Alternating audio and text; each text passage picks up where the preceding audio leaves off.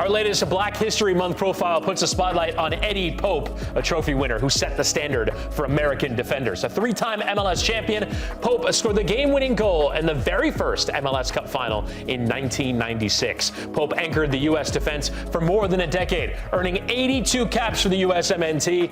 A veteran of 3 World Cups and 12 seasons in MLS, Pope was inducted into the U.S. Soccer Hall of Fame in 2011. As we welcome in to Morning Footy, Eddie Pope. Thank you so much for joining us this morning, Eddie.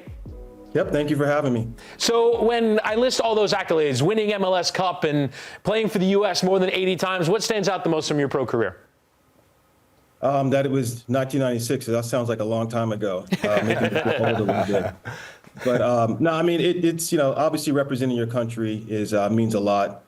Being a part of the early days, one of the pioneers of MLS certainly means a lot as well. So those are the things that stick out for me. And I'm here with Michael Lahoud, who I understand you have a previous relationship with? Yeah, Eddie Pope used to represent me during my playing careers. Not a lot of people know that, but this is the He got you the big bucks? Yeah, he got you me, the millions. He got me the mega pesos, as he says. No, Eddie, good to see you as always. I have a ton of respect for you for what we were able to do in my playing career, and obviously you see it right here, the good old days at Octagon Sports down in McLean, Virginia. But post-playing career, you've had an array of different jobs, different opportunities over the years. How has your experiences changed your view of the soccer landscape from when you retired to present day? Clearly, a lot has changed. I think mostly just the league has grown so quickly. Obviously, now with the addition of MLS Next Pro, it's continued to expand. But I mean, as we all say, now the soccer-specific stadiums, 70,000 fans filling the stadiums as opposed to, back in the day where we maybe had, family and friends in the stands. So, I mean, a lot has changed. The players are better. The coaches are better. The game day environments are better. The pro player pathway is better. There's so many things that are moving in the right direction. Now, you're involved in that pro player pathway with Carolina Core FC. And when you're kind of talking about that post-playing career, when you go from working as an agent to now working at a club, how does the various lenses through which you've viewed the game shape the way that you think that it's changed?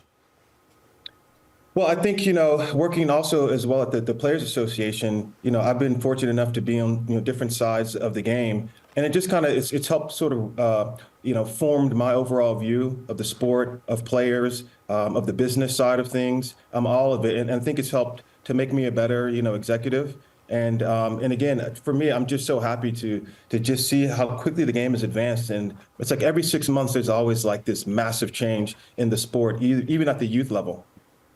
Eddie, I was really excited. I think I shot you a message when I saw the news about Carolina Core and your role as chief sporting officer for the club. I mean, it's a place that's near and dear to your heart from your hometown in High Point. When you look at just the project as a whole, you guys are building a training facility. Can you give us some updates in terms of where things are with that project specifically? Well, we're all done at this point, which is great. As you can see some of the photos there. It's called the Go Forth Elite Performance Center.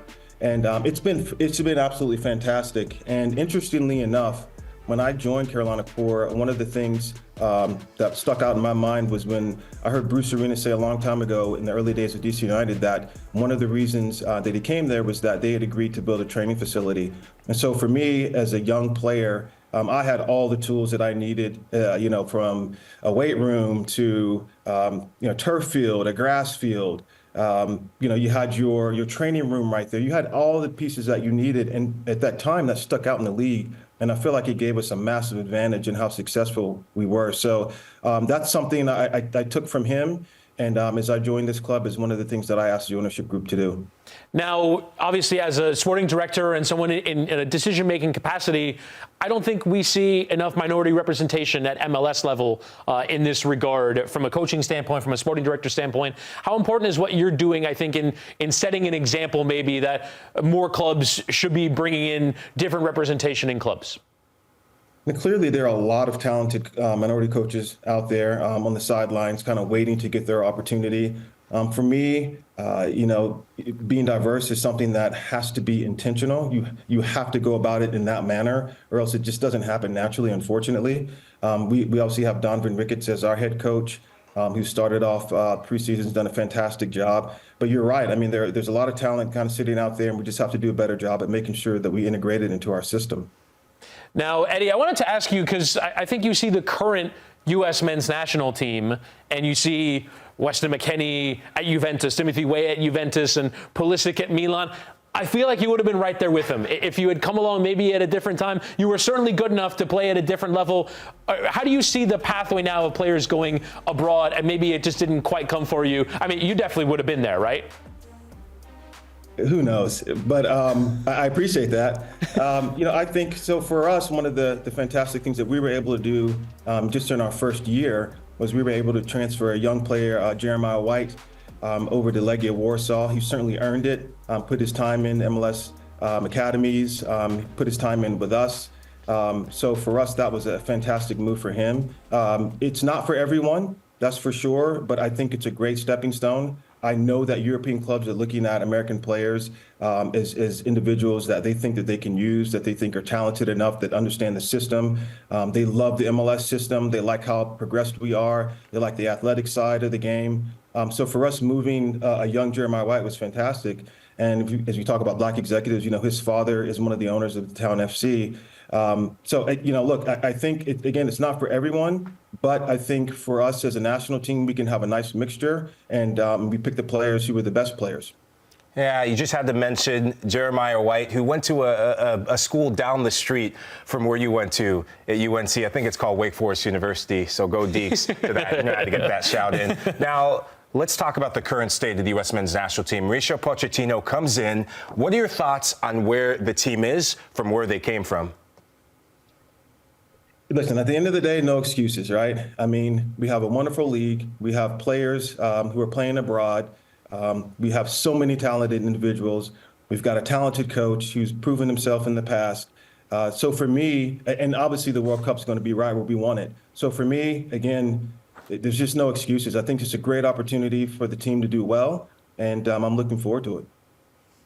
Now, I wanted to ask you, Eddie, because you had Michael Lahoud as a client. Give me your best Michael Lahoud story. Oh, gosh. Well, I think what I think about Michael is he's obviously very talented, and that's on and off the field. So for us, although Michael was good on the field, just having conversations with him, we knew that there would be something for him post-soccer, and this is exactly where I thought it would be. So it's not the best story in the world, but sometimes when you speak to people and you have conversations and you get to know them personally and things like that, this is the right move for him. And when we're at Octagon, we did have a broadcasting division. Michael fit right in, so I'm really happy for him. Yeah, I couldn't help but get the hint towards the end of my career when I went into your office and you're like, I think let's sit down and talk about what you need to do next, and pull the TV screen right in front of me. Now, you're a connoisseur of the game, and I love our conversations when you talk about the state of the game now.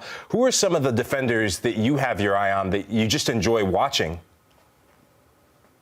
I mean, I hate to say it, but, a lot of people love Van Dijk at Liverpool. To me, he's just the epitome of the perfect defender. Big, strong, fast, but he reads the game so unbelievably well. To me, I enjoy watching him play. I know when we talk to kids in our academy, kids in this area, he's the one that they look up to typically. I hear his name the most. And from an American point of view, are there any American center backs that maybe even you see a little bit of yourself in? Well, I'd say I like them all. That way I'm not playing any favorite. I'm like, you guys are getting me in trouble. I like them all. I think again, we have a lot of talent on our men's national team. So I just don't think that as an American fan who gets to now watch the game as a fan, that we should think that we're less than, that we need to have all these players from Europe or all these players from MLS. I love having the mix of individuals. Some will be defenders in Europe, some will be defenders in MLS. And at the end of the day, as Mike will know, right, it's just a competition, and the best players should make the squad so that we can do well in them. Eddie Pope, an American soccer legend, a U.S. Soccer Hall of Famer, and, of course, the Chief Soccer Officer now at Carolina Core FC of MLS Next Pro. Eddie, thank you for joining us.